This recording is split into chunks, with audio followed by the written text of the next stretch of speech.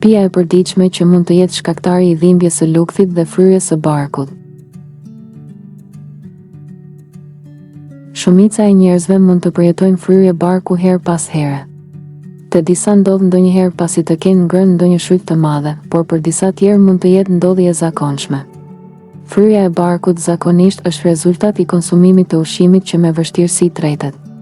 Kjo mund të përfshijë ushqimet e pashëndetshme, por edhe disa më të shëndetshme mund ta shkaktojnë këtë, si lakra, brokoli e tjerë.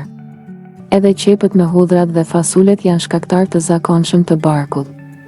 Kur flasim për pijet, ato të karbonizuarat si bira dhe pijet e ëmbla mund të shkaktojnë fryrje me dhembje, pasi që krijojnë gaz të tepërt. Megjithatë, një pije e zakonshme dhe e përditshme mund të jetë gjithashtu shkaktari i fryrjes së barkut, kafja. Kafja është pija më e popularizuar anë mban botës, ku 2 miliard kafe besohet të konsumohen çdo ditë.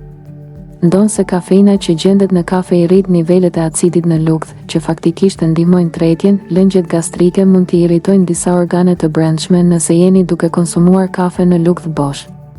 Pra, shumica e njerëzve pinë kafe posa të zgjohen në mëngjes, por kjo gjë vetëm sa mund t'ua fryjë barkun.